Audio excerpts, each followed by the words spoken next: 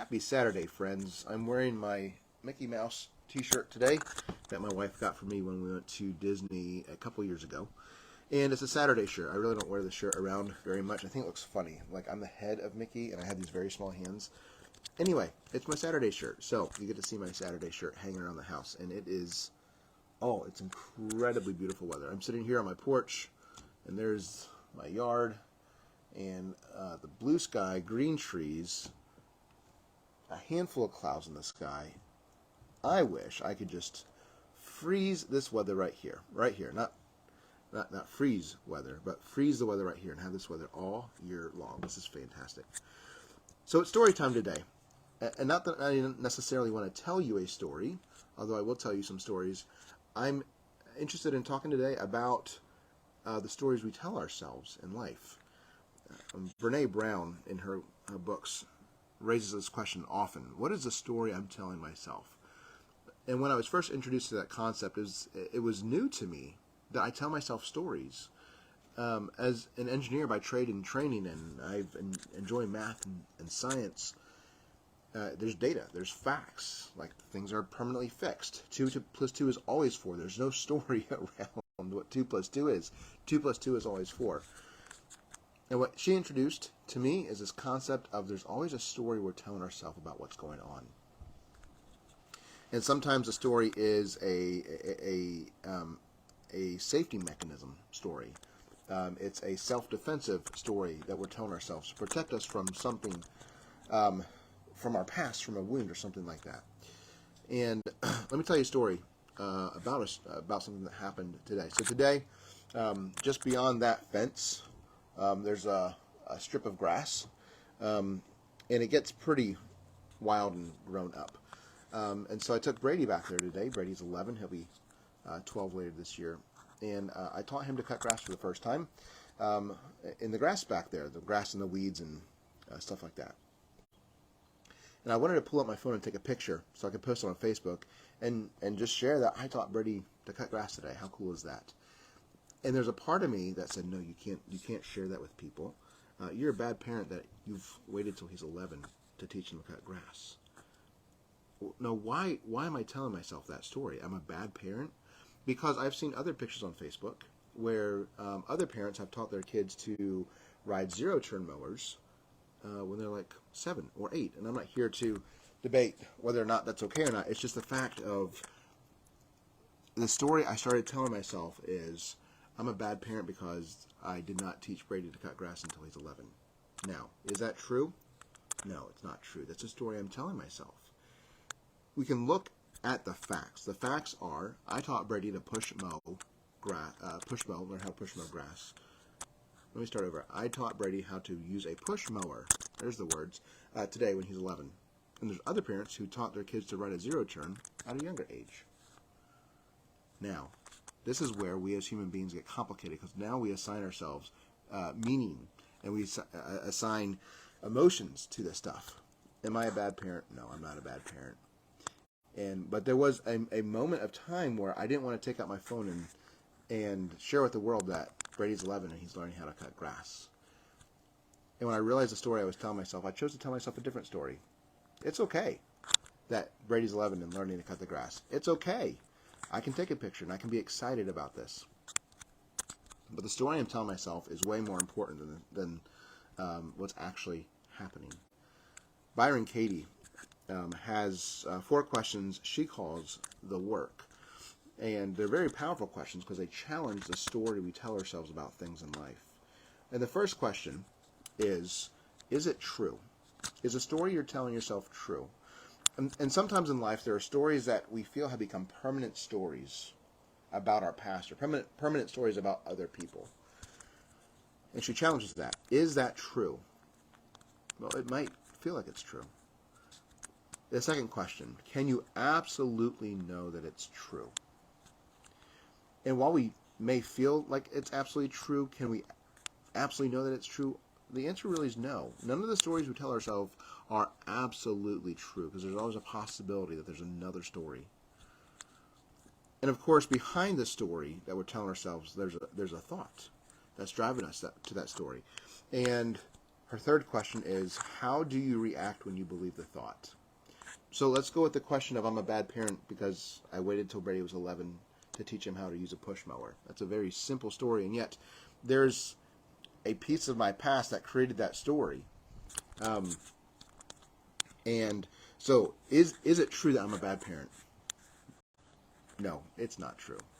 Can I absolutely know that it's true? No, I can't absolutely know that it's true. There's a possibility that I'm a good parent to teach Brady to cut the grass when he's 11. How do I react when I believe the thought that I'm a bad parent? Well, I start doubting myself. I start doubting my adequacy as a parent. I start doubting that I know how to raise my kid to be a productive member of society. And then the fourth question she asks is, who would you be without that thought? Who would I be without the thought that I'm a bad parent? It's freeing. All kinds of possibilities. There's no restriction. There's no limitation on what I teach Brady or when I teach Brady. Any of those things. Who would I be without the thought? There's so many possibilities. There's so many opportunities out there. I'll post a link to an article of Byron Katie's questions, and I encourage you to walk through them with anything that you're going through, because the fact of the matter is we're always telling ourselves stories. It's not that we need to stop telling ourselves stories. It's that we need to sometimes challenge the stories that we're telling ourselves. Hey, Matt. It is good to see you on here. And the meanings that we tell ourselves, they either propel us forward or they hold us back. I'll give you another example of a story that I came across with someone I was talking to. There's a guy from our church who's recently started cutting hair and growing his business of cutting hair. And I got my hair cut yesterday. I think it looks pretty good. He cut it. And we were talking about just recurring customers and how many people he's getting that are scheduling again and again and again. He was talking about how he's making a list of people who haven't scheduled again and how he needs to text them and call them. And he said, I don't think it's too burdensome to text them once and remind them it's time to schedule their haircut again. And what I see is that's not a fixed story that he's telling himself. That's a story that it could be burdensome. And so as he was cutting my hair, we talked about the possibility that instead of being burdensome to text people to come that it's time to get their haircut, it might serve them. It might help them to get a reminder like that. Every time before I leave my haircut, I always schedule my next one because I need it on the calendar to remind me. But there was a time in my life where I didn't do that, and it would have served me for a person who cut my hair, for my barber, to call me at 3 or 4 weeks and say, "Hey, Derek, it's time for you to cut your hair. Would you like to? It's time to get your hair cut. Would you like to schedule it again?" That would serve me. And so what I help this guy see is that texting a customer to remind him it's time to come back and get a haircut is not burdensome. That's a story. We can reframe the story that it's serving a customer that says, "Hey, I've been thinking about you. I know it's been 3 weeks, and I can help you get scheduled in the next 5 minutes if you would like that." And then you can check off that box and get that taken care of. Another story is a conversation that I had with another coach yesterday. And he's not my client yet, and I do hope that I get the opportunity to coach him soon. I think that I will. But we were coaching yesterday, and I asked him, I said, what would make this conversation a life-changing conversation? One that in 10 years you come back, or you think back to this conversation and you say, that conversation I had on that Friday in April of 2023 was a life-changing conversation. What would we talk about? And he asked the question. He said, I need help figuring out, what do I do as a coach? And I heard that question, and I realized there's a story that he's telling himself that makes that question a very important question. And so I asked him, I said, let's pause that question for a moment, and I'm curious, what's the question behind that question? QBQ, if you're familiar with that. Question behind the question. And the way I phrased it to him was, what is the story you're telling yourself that makes that question about what do I do as a coach a life-changing question? And so he started telling me how how he's come to terms that he wants to build a legitimate coaching business, and how if he doesn't understand what he does as a coach succinctly, he doesn't feel like he has a legitimate coaching business. And I said, well, if you don't have a legitimate coaching business, what do you have? And he says, well, he never thought about that question before. But if you don't have a legitimate business, what's the story that you're telling yourself about the business that you do have? He said, well, I guess the opposite of a legitimate business, and these were his words, is a jackleg monkey coaching business. I said, okay. Well, what would it take to have a legitimate business? You see, I'm digging into the story he's telling himself. And he said, well, if I had a legitimate business, I would have my books in order. I'd be able to have a full-time salary for my business. I'd have a website. I'd be able to take payment. I'd be able to do all these things. I'd be able to do group coaching and seminars, speaking engagements, all this stuff. And so the story he was telling himself was that he didn't know what he did as a coach, which means he didn't have a legitimate business because he didn't have any of these things in place. And who wants to be a coach if you don't feel like you have a legitimate business? So now I understand why what do I do as a coach could be a life-changing question. And so I asked him, still digging into the story he's telling himself, which is what I do as a coach, because if I can help you reframe your story, I can help you reframe the possibilities of your life and create something fresh from there. I said to him, I said his name, and I said, all those things are on the outside. I'm curious about on the inside. From an inside-out perspective of life, are you running a legitimate business, or are you running a jackleg monkey business? And you see, most people don't have their stories challenged to that depth. Most people don't take the opportunity and the vulnerability to answer those questions without getting defensive. And he sat back, and he said, I'm running a legitimate business today. You know, that wasn't settled for me until right now. Now it's settled. What's settled, he said. I've never seen that I'm running a legitimate business already. You see, an amazing, powerful thing about asking questions about people's story, like I do when I coach them, is that I get to help them go from, I'm not running a legitimate business, I'm running a jackleg monkey business. I need all these things out here to have a legitimate business. And I helped him reframe him in a matter of minutes that he's running a legitimate business, and that now it's possible. Now what he does as a coach is a simple question to answer, because he changed the story he's telling himself.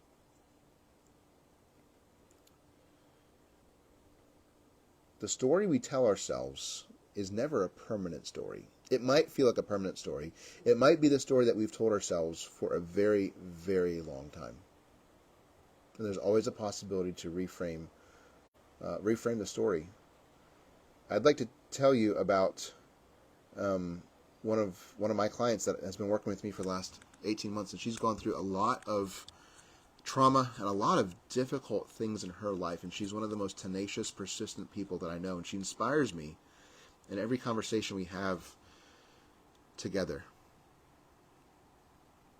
She's in her 30s, and she spent most of her life telling her that she is ashamed of her story. She attempted suicide maybe 15 years ago as a teenager, and thankfully is alive today and has 2 kids and is doing well. But up until a couple years ago, she was ashamed of her story.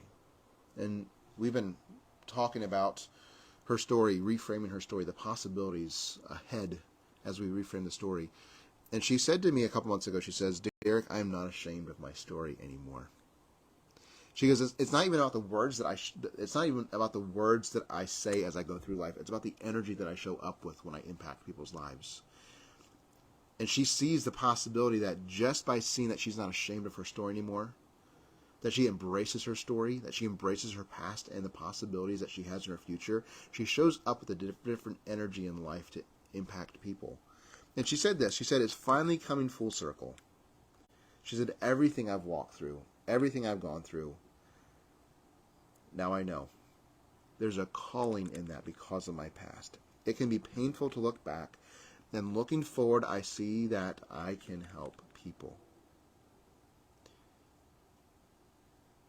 And I remember these words that she said, I'm a living testimony that there's another side to an attempted suicide. There's something beyond that level of pain. There's hope and there's light. And I almost get chills. I get chills thinking about how she has gone from a story of being ashamed of her past to seeing that there's not just a different story that she can tell herself as she reframes, but that she can be a hope and a light and a living testimony to others who are going through what she's gone through. And it's not that we need to stop telling stories with our lives. It's that we get to choose to tell stories of freedom and possibility in our lives. It's that we get to see that whatever we've told ourselves that we think is true about us doesn't have to be true about us. Now, maybe there's some facts in our lives. The facts aren't going to change. We need to be really careful, though, what is a fact and what is a story about a fact that we're telling ourselves. Every tough time we go through, every challenge we go through, everything that we go through in our lives that might be something that holds us back is an opportunity to grow through that. None of the stories that we tell ourselves are fixed stories. Truett Cathy, the founder of Chick-fil-A, he said, change the world, we change ourselves by our response to unexpected opportunities. There's two ways to approach life. I can either approach life with a victim mindset, where my story is that I'm always finding someone else to blame for what's going on, or I can approach life through an owner's mindset. And I'm always looking for a possibility in what's going on in my life. And all the time, the victim mentality and the ownership mentality are right next to each other. It's just a matter of which story do I want to choose to tell myself. I'm constantly reminded of Viktor Frankl, that his quote, and if you don't know Viktor Frankl's story, he was a Jewish prisoner of war in Nazi Germany, and he survived several years of concentration camp, and he's written some incredible stories, incredible books on what he went through and what he learned going through those concentration camps as a Jew in Nazi Germany. And one of his quotes is this one. Between stimulus and response, there is a space, and in that space is our power to choose our response. In our response lies our growth and our freedom. And in terms of this context of storytelling, when something happens, a fact in life happens, there is an opportunity to tell ourselves a story about what just happened. Not that we change the fact, but we get to change what it means. We get to choose what it means. And in that choice is our opportunity for growth and freedom. When I work with the men who are coming out of addiction in the addiction recovery home that I go to every week, there's some guys in there that blame their parents, blame their past, blame everything around them for what's going on with them and where they've come through. And the story they're telling themselves is, it's not my fault. And if it's not your fault that you got here, then it's not your responsibility to get out of it. And they don't last in the home. They're gone within weeks, maybe months they'll last.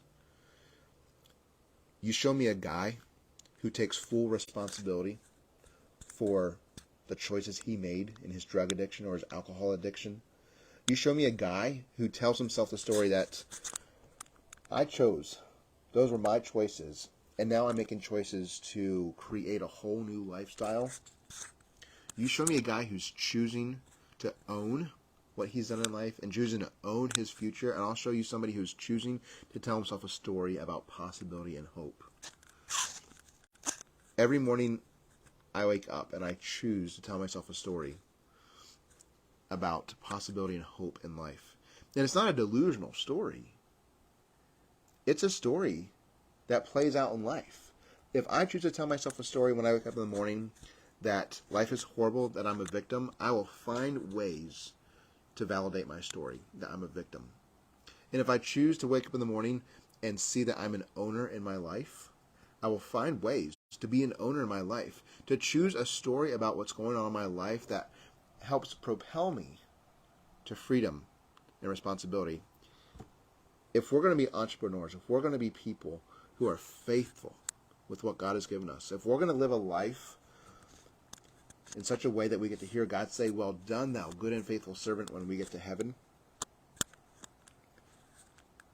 it is imperative that the story we tell ourselves is one of hope and freedom and faith and possibility.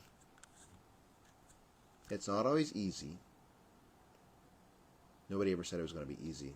It's possible.